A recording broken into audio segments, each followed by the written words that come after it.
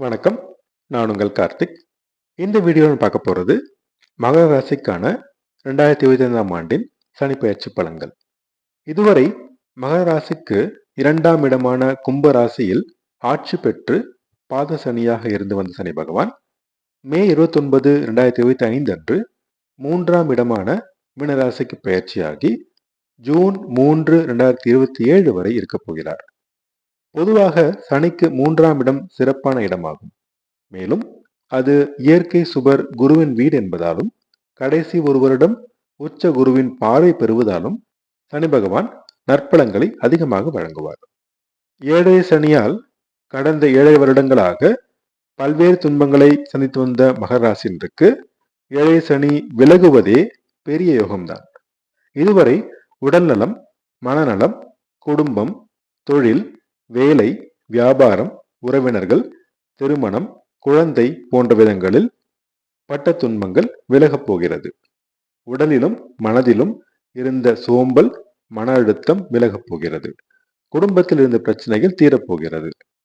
மகர ராசியை பொறுத்தவரை ராசிநாதனும் தன குடும்ப வாக்குஸ்தானத்தின் அதிபதியான சனி பகவான் 3ஆம் இடமான மீனராசிக்கு சென்று அமர்கிறார்.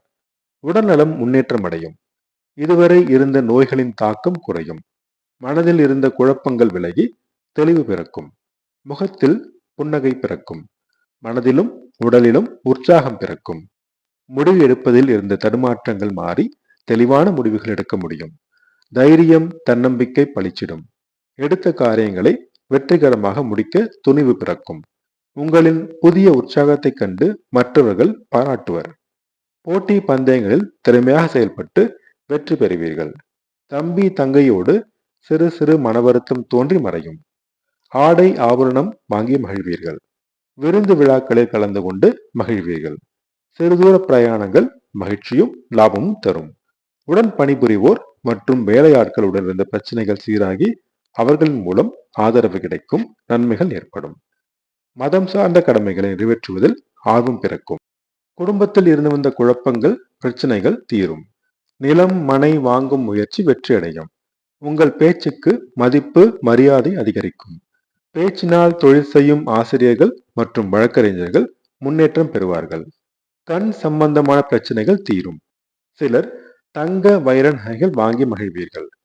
தனவரவு, பணப்புழக்கம் அதிகரிக்கும். உங்களின் நெருங்கிய ஆதரவாளர்கள் மூலம் நன்மைகள் ஏற்படும்.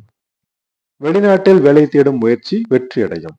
வெளிநாட்டில் குடியுரிமைக்கு முயற்சி செய்வோருக்கு நல்ல முன்னேற்றம் கிடைக்கும். கணவன் மனைவி தாம்பத்திய உறவுநிலை சுமாராக இருக்கும். வீண் விரயங்கள் சற்று கட்டுக்குள் வரும். நல்ல தூக்கம் கிடைக்கும். அதன் மூலம் உடல்நலம் மேம்படும். வாங்கிய கடன்களை அடைக்கும் வழி பிறக்கும். குழந்தைகளின் கல்வி, திருமணம் போன்ற சுபவிரயங்கள் ஏற்படும். குழந்தை வரம் வேண்டி சிகிச்சை மேற்கொண்டோருக்கு இப்போது நல்ல செய்தி கிடைக்கும். பிள்ளைகளுடன் சிறு கருத்து வேறுபாடு வந்து நீங்கும். உங்கள் பேச்சை கேட்பது கடினமாகும்.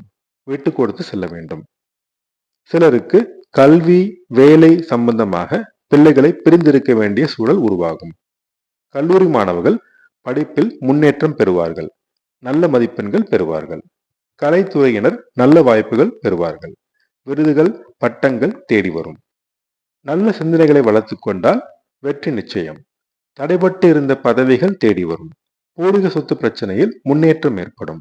சிலருக்கு பங்கு கிடைக்கும். சிலர் சொந்த ஊருக்கு செல்லும் வாய்ப்பு கிடைக்கும்.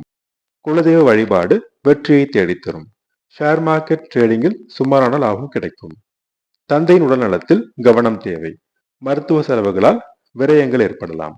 சிலருக்கு யோகா, தியானம் கற்றுக்கொள்ள ஆர்வம் பிறக்கும்.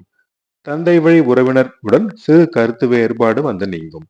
சிலர் ஆன்மீக பயணங்கள் மேற்கொள்வீர்கள். புனித யாத்திரை சென்று வருவீர்கள். ஆராய்ச்சி மாணவர்கள் முன்னேற்றம் காண்பார்கள். சமுதாயத்தில் பெரிய மனிதர்களின் ஆதரவு கிடைக்கும். தர்ம பணிகளில் ஆர்வம் உருவாகும்.